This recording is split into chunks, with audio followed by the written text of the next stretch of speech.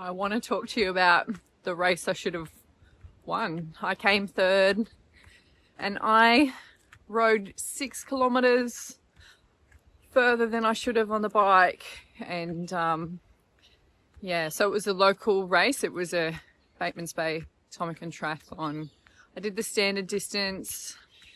So it started with the swim and it was a late start, 11:20. It was a hot day and had a really solid start to the swim. Was leading the pack for the women over 40 and felt really good. And then this lady overtook me about 200 meters from the exit and I was like, oh yeah, I'm gonna stay with her and I'm gonna catch her. I'm gonna get on her feet and draft. And I had to do a lot of kicking to try to catch her. Look, I didn't catch her, but I actually cramped in the feet. And as soon as I started cramping in the feet, I was like, oh no, this is going to be a really long slog for me. I've got like, 2.5 hours to go on the race.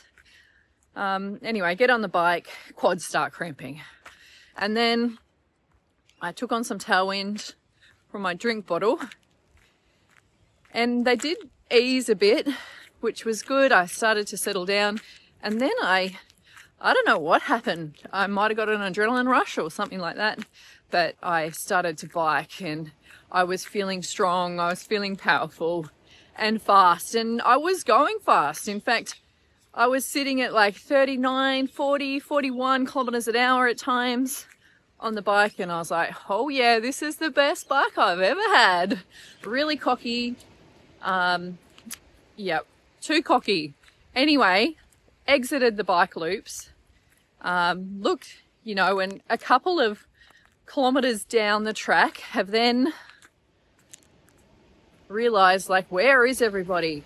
And this moment of dread, I've looked at my watch and it's like, oh my God, I've only done 30K.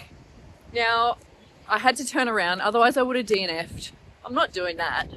So went back, did it. You might actually ask, how did that happen? Why did you exit when you still had another loop to go? I'll tell you how. I wasn't thinking straight.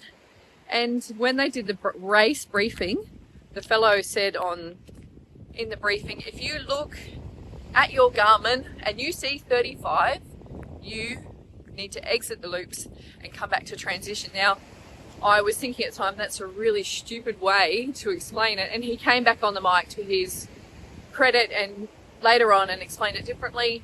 But it was in my head. And I looked down at the Garmin, I saw 36. I'm like, woohoo, I'm out of here.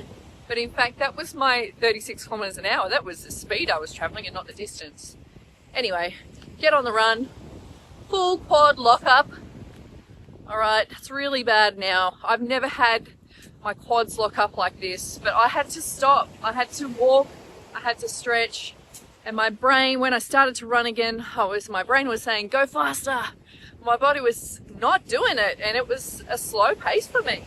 It was terrible, and I was taking on all the food that I could, or nutrition-wise anyway, like liquids from the stations, and I eventually came across a bowl of pickles. I was like, oh yeah, I love pickles. And that's my go-to. If I have a cramp in my training and I stop, go home, I'll drink the pickle juice. And then I will, that's my remedy. So, but now that I felt really sick anyway, after the pickles, because it was gross. They'd been sitting in the sun for hours. But it did actually work about 15 minutes later. I do question though, where did those pickles come from? Because that is not a normal thing to have on a table. Like, has someone put those pickles on the table and I ate them?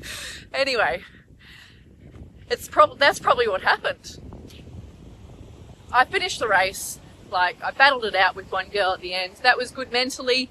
I'm glad I completed it. I came third, but I just know I should have been first. It was a really stupid mistake.